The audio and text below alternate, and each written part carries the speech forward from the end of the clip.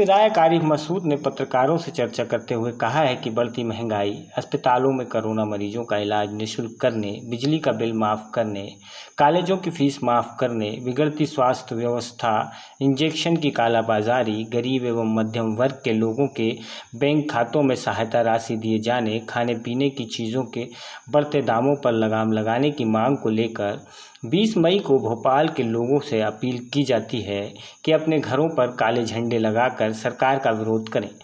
मोदी और शिवराज सरकार में महंगाई लगातार बढ़ रही है। सरकार ने कोई भी गाइडलाइन तय नहीं की है। सरकार अभी कोरोना वायरस का इलाज निःशुल्क कराए। महंगे इलाज के अभाव के कारण कई मरीज की मृत्यु हो रही है और जिन मरीजों का पूर्व में प्राइवेट अस्पतालों में इलाज किया गया है, उनके इलाज की राशि सरकार परिजनों को वापस लौटाए। इन सभी बातों को लेकर जनता से विधायक आरिफ मसूद ने अपील की है। सबसे पहले तो मैं आप सबको सबसे ज़्यादा बधाई देता हूँ और मालिक से दुआ करता हूँ कि आसमान वाला आप लोगों को और आपके परिवार को इस तमाम चीज़ों से सुरक्षित रखें, क्योंकि ये पीरियड में जिस तरह से आप लोगों ने कार्य करा, मीडिया ने जिस तरह से, प्रिंट मीडिया, इलेक्ट्रॉनिक मीडिया ने जान जोखिम में डालकर कार्य कराए और कर रहे हैं, वो काबिल तारीफ है। मेरा एक अनुरोध भी है कि ऐसे वक्त में हमसे ज़्यादा आप लोगों ने आंखों से वो मंज़र देखे होंगे जो अस्पतालों के बाहर तड़पते हुए लोगों ने करा करा कर दम तोड़ दिया। और हम लोग जब दुनिया में आए तो निश्चित रूप से देश में अगर हम आए हैं तो अपने देश और अपने शहर के इंसाफ दिलाने के लिए हमने ये कार्य अपने हाथ में लिया होगा। समाज सेवा, स्वास्थ्य और तमाम चीज़ों को सुधारने का काम प्रजातंत्र में सबसे बड़ा आपका है, ताकि वो चीज़ों को आप लोग सही ढंग से दिखा सकें, ताकि जो सरकारें, जो अधिकारी गलत कर रहे हैं उसको उजागर करके सही रास्ते पे लाएं। तो मैं समझता हूँ कर्तव्य पूरा होगा। मैंने बहुत करीब से महसूस किया, कई रातें पल भर आँख भी न झपक सकी। ये हालत हो चुकी थी कि फ़ोन उठाने में हाथ कांप रहे थे कि या तो किसी की खबर आएगी कि वो दुनिया से चला गया और या फिर उसको अस्पताल में बेड चाहिए होगा। और मैं दोनों स्थिति में असहाय सा महसूस कर रहा था अपने आप को कि मैं दोनों स्थिति में इस व्यक्ति को फ़ोन से कोई जवाब नहीं दे सकता, मैं कुछ भी कहने की परिस्थिति में नहीं हूँ। तो ऐसी पीड़ा आप लोगों के साथ भी और सबके साथ गुजरी है।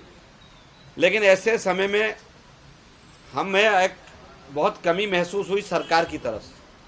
बहुत सारी चीज़ें ऐसी थी जिसका सरकार उपयोग करके इस महामारी से बचाव के लिए अपना काम पूरा कर सकती थी, लेकिन सरकार ने सिर्फ मस्खरेपन का काम किया, जिसकी जितनी निंदा की जाए तो ना कम है। मुख्यमंत्री जी ने हमेशा वीडियो कॉन्फ्रेंसिंग के जरिए 2-2, 3-3 घंटे अधिकारियों की बैठक लेकर केवल भाषण पेलने के अलावा ज़मीनी स्तर पर कोई काम नहीं करा। मैं आपके बीच चंद मुद्दे उठाना चाहता हूँ कि मैं इसका जवाब आपके ज़रिए सरकार से मांगना चाहता हूँ। भोपाल के अंदर 3 अस्पताल थे जो मेरी नज़र में, Rasul Ahmad Siddiqui pulmonary centre, DIG बंगले का गैस रात, मास्टर लाल सिंह, 50-50, 70-70 बेड के ये अस्पताल थे। ये खाली पड़े रहे, इनमें एडमिट करने की अनुमति नहीं दी गई मेरे कहने के बावजूद भी। इनकी आपस की लड़ाई, इनकी आपस की अना की वजह से वो अस्पताल का प्रयोग नहीं हुआ। वेंटिलेटर वाला अस्पताल रसूल अहमद सिद्दीकी पल्मोनरी था, उसका उपयोग नहीं हुआ। 250 के करीब डॉक्टर्स वहाँ के बैठे रहे और उनका उपयोग हम नहीं कर सके। तो इसकी जिम्मेदारी कौन लेगा? बढ़ती हुई महंगाई, पिछली बार तेल 85 रुपये था पिछले कोरोना में, और कोरोना से ये कोरोना 1 साल हम लोग जूझते रहे, बीच में थोड़ा सा पीरियड सुकून का मिला। आज 160 और 170 पे तेल जा रहा है, उसकी तरफ कोई ध्यान नहीं। आयुष्मान कार्ड आप लोगों ने भी, मीडिया ने भी खूब चलाया एक चिरायु को लेकर। एक चिरायु ही दोषी नहीं है। भोपाल का कौन सा अस्पताल है आप मुझे बताओ, जहां चले जाइए जहां आयुष्मान कार्ड लिया जा रहा हो? कहीं आयुष्मान कार्ड नहीं लिया जा रहा, सबसे पहले उससे पैसे जमा कराए जा रहे हैं। तमाम ऐसी चीज़ें हैं भोपाल के अंदर। हमीदिया हॉस्पिटल के लिए मैं बराबर कहता रहा, मैंने पत्र भी लिखा कि नई बिल्डिंग बनी हुई खड़ी है, 2000 बेड की बिल्डिंग है, 2000 बेड की बिल्डिंग हमीदिया अस्पताल में आप जाइएगा, साइड में हैगी, पूरी बिल्डिंग तैयार है, लाइन डली हुई थी ऑक्सीजन की, केवल हमको उसको जोड़ना था और टेम्परेरी चालू करना था। मैंने बार बार कहा कि आप इसके अंदर पलंग डालकर 2 से 3 हज़ार पलंग की व्यवस्था करके भोपाल के लोगों को दे दीजिए।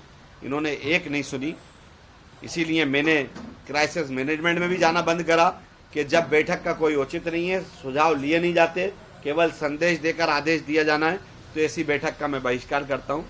ऐसी बहुत सारी चीज़ें हैं। मेरी अब सरकार से मांग है कि सरकार आयुष्मान कार्डधारियों का जो इलाज की बात कर रही है, अभी भी जिन अस्पतालों में नहीं हो रहा उस पर क्या एक्शन ले रही है सरकार बताए। बिजली के बिल माफ़ किए जाएं कोरोना पीरियड में। मध्यम वर्ग का कोई ख्याल नहीं करता। जब हम बात करते हैं तो कहते हैं गरीबी राशन कार्ड ले आइएगा। गरीबी राशन कार्ड वाला अगर पीड़ित है तो भैया मध्यम वर्ग उससे ज़्यादा पीड़ित है, क्योंकि जो गरीब है वो कहीं ना कहीं किसी से मांग भी लेता है, लेकिन मध्यम वर्ग मांगने नहीं जा पाता। वो सबसे ज़्यादा इस समय में परेशान है। तो मेरा है कि आर्थिक पैकेज आप लॉकडाउन लगाइए, आप और बढ़ाइए, हमें कोई दिक्कत नहीं है। अगर आपको लॉकडाउन बढ़ाना है और आपने यही मान लिया कि सरकार केवल लॉकडाउन को बढ़ाकर ही हल निकालना चाह रही है, तो ठीक है, आर्थिक पैकेज प्रत्येक नागरिक को दिया जाए जैसे विदेशों में दिया गया है। ये कोई नई चीज़ की डिमांड मैं नहीं कर रहा हूँ। तमाम दुनिया के कई देश ऐसे हैं जिनका उदाहरण मैं पेश कर सकता हूँ कि जहाँ पर प्रत्येक नागरिक को उनको राशि दी गई है। मैं इन तमाम चीज़ों का एम्बुलेंस 108 की एम्बुलेंस का प्रयोग नहीं किया गया। क्यों नहीं किया गया 108 की एम्बुलेंस का प्रयोग? क्योंकि साहब उनके नाम में नहीं था कि कोई व्यक्ति मर जाए इसलिए ले जाएं। तो भाई शव वाहन ना बनाते, लेकिन ऑक्सीजन तो उसमें था। उसमें हम चंद घंटे जो हमारे अस्पताल में, कुछ अस्पतालों में बेड खाली थे और जो मरीज तड़प रहे थे, अगर 108 का उपयोग करके उसका हमने कर लिया होता तो जितनी वाहन थी उसका बहुत कुछ हम लोग यूज़ कर सकते थे। ये तमाम विफलताएं, इंजेक्शन की कालाबाजारी, आज भी आपने सुना, शुरू दिन से हम कहते आ रहे हैं, तमाम इंजेक्शन की कालाबाजारी में भाजपा के लोग क्यों लिप्त थे? तो बड़ा साफ मेरा आरोप है कि मंत्रियों ने इंजेक्शन अपने हाथों में लिए हैं, अधिकारियों पे डंके की चोट कर इंजेक्शन लिए और जनता तक नहीं पहुंचने दिया, और फिर इनके लोगों ने ब्लैकमेल करा। इन तमाम चीज़ों का मैं आपके माध्यम से, मैंने एक पंपलेट बनाया है, इस पंपलेट को मैं शाया कर रहा हूँ। ये मैंने जो बातें हैं इस पंपलेट में मैंने लिखी हैं, और मैं अभी FB पे भी जनता से अपील करूंगा और आपके माध्यम भी कर रहा हूं कि कल हम एक दिन पूरी भोपाल में जहां जहां होगा, मैं सारे लोगों से अपील करूंगा कि इन तमाम मेरी बातों का अगर वास्तव में जनता ने सहा है और लगता है कि मेरी बातें सही हैं, तो कल भोपाल की जनता अपने घरों पे, अपने प्रतिष्ठानों पे काले झंडे लगाकर इस सरकार की नीतियों का विरोध करे। मैं पूरे भोपाल की जनता से आपके माध्यम से अनुरोध कर रहा हूँ कि हम लोग अपने अपने घरों पे काले झंडे ज़रूर लगाएं, ताकि सरकार की इस नाकामी को उजागर करें, क्योंकि ये हमको संवैधानिक दायित्व है। बाबा साहब ने और गांधी जी ने हमें रास्ता दिखाया था। ऐसा नहीं है कि हमें 144 और 188 के डर से अगर हम रोड पे नहीं आ सकते तो हम अपने घर रहकर सरकार का विरोध कर सकते।